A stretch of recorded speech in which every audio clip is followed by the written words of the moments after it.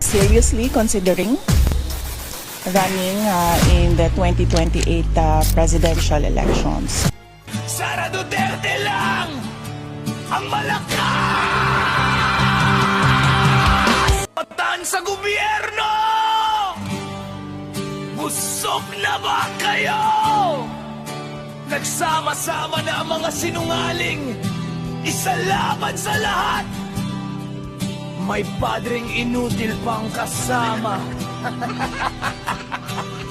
Sara Duterte lang ang malakas!